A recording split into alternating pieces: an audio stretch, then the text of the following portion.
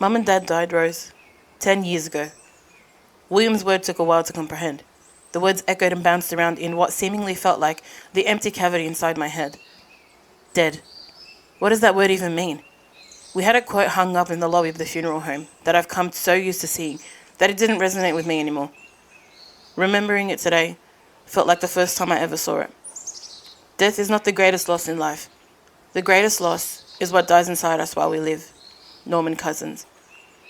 Dad had found the quote rolled up at a thrift store, and he spent a week flattening it out and even made a frame for it.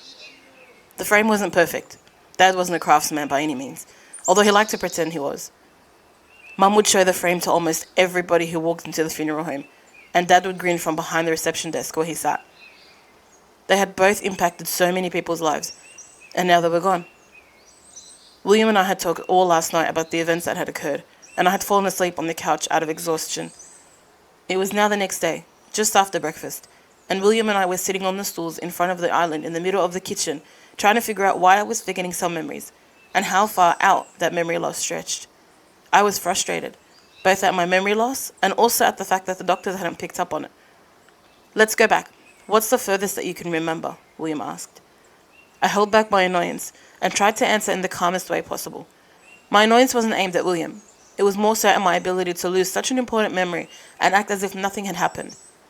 I don't know, William, I replied, the agitation clearly evident in my voice. William sighed and sat forward. I know you're upset, but we need to know how much the coma has affected you.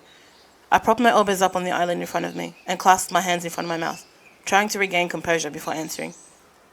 I know Mum and Dad's death happened a long time ago for you, William, and you've already grieved and healed, but it's brand new for me. I don't even know how to feel. William only looked at me in silence. I don't know why this has happened to me, or why my brain decided to forget certain things, okay? I huffed exasperatedly and stood up. I'm gonna go lay down for a bit. William nodded and leaned back against the back of the stool, crossing his arms against his chest. Fine, we'll talk about this later.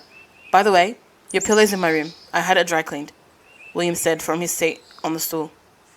I turned around and walked up the staircase, making my way to William's room to retrieve my pillow. As I pushed open the door to the room and walked in, I noticed that William's bed wasn't made. I felt somewhat guilty for what I had said downstairs and decided to be a nice sister and make his bed.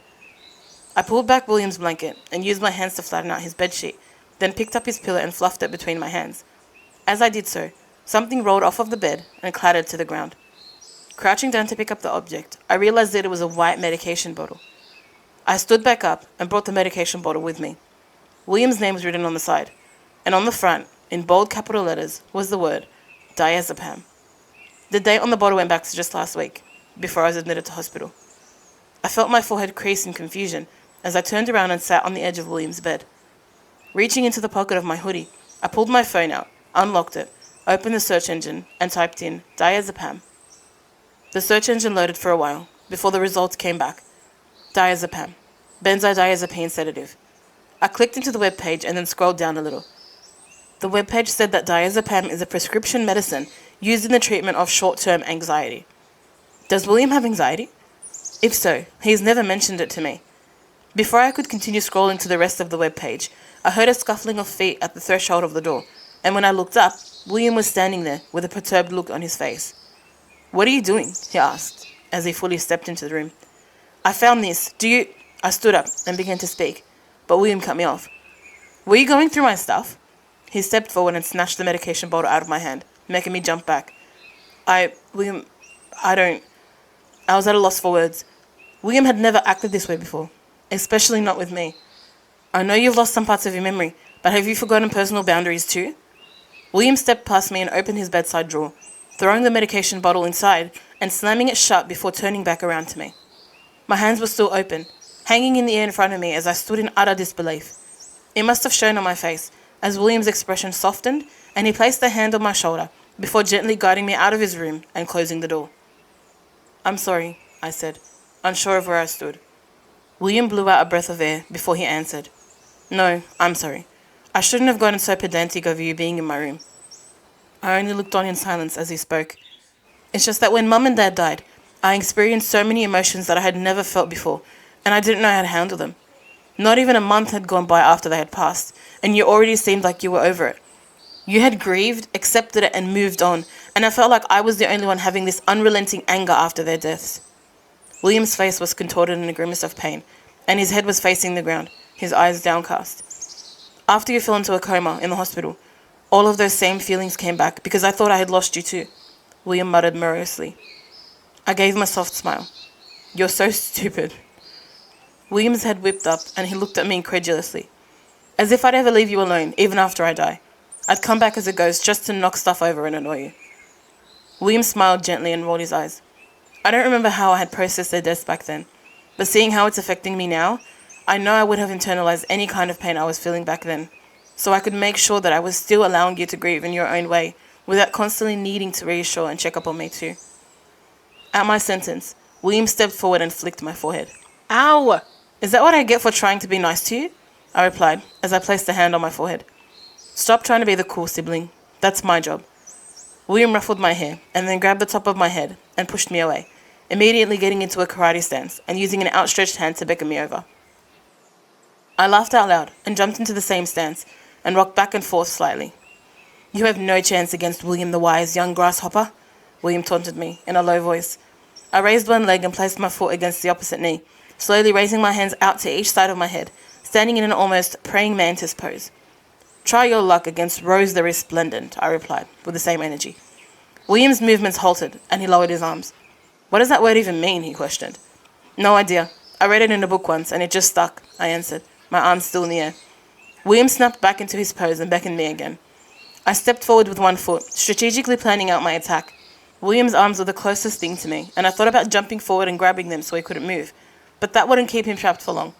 William is stronger and taller than me, so he would push me away in less than 2 seconds flat. My next thought was to quickly jump forward, slap William's arm, and run down the stairs to safety. So that's exactly what I did. The slap echoed in the hallway, and I heard William scream out in pain as I ran past him and bolted down the stairs to the dining room table.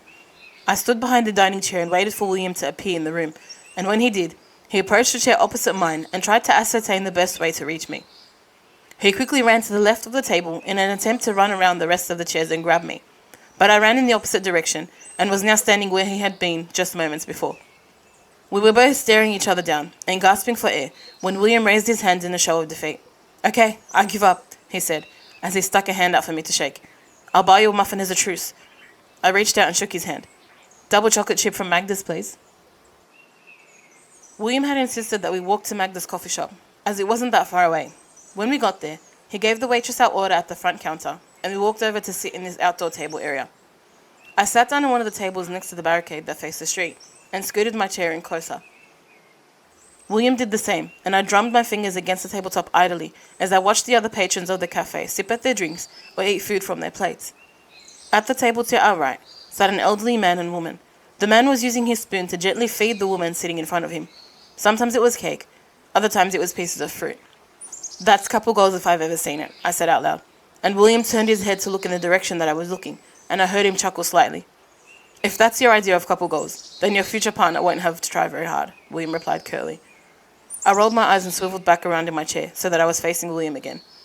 William had his head turned as he was watching our waitress walk over to us with our order on the tray she was holding. Macchiato and double chocolate chip muffin? The waitress placed a cup of coffee and muffin on the table in front of us, and I gently pulled them over to me. And a double shot espresso? William gave the waitress a tight-lipped smile as she placed his cup in front of him, and she smiled back demurely before walking away.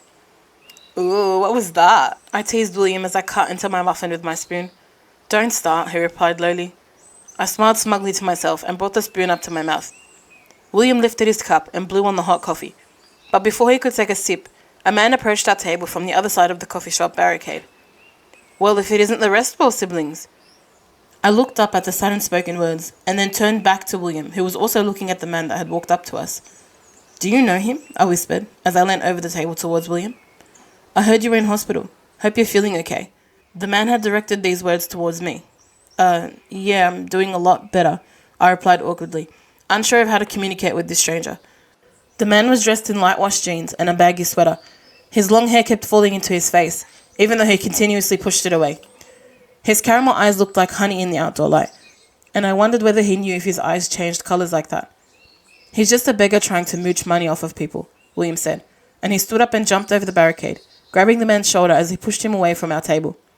"Come on, dude. Let's go. Leave the rich folks alone." William led the man away as he pulled at his shoulder with one hand and swung the other one in an almost childlike manner. The man sent me a confused look over his shoulder as William dragged him away, and it almost felt like he wanted to turn back at some moments, but William's grip on his shoulder kept him from doing so. The whole interaction felt like one of those street pranks William and I make fun of, but our interaction was real and weird. I watched as William reached into his pocket and pulled out his wallet, taking some money out and then aggressively placing it into the man's hand as he spoke to him quietly. After about 2 minutes of them speaking to each other, the man walked away, crossing the street and making his way towards a music shop that was down the street from the cafe. The look on the man's face haunted me, and the more that I thought about it, the more that I thought the man looked familiar, but I couldn't quite figure out who he was or where I had seen him before.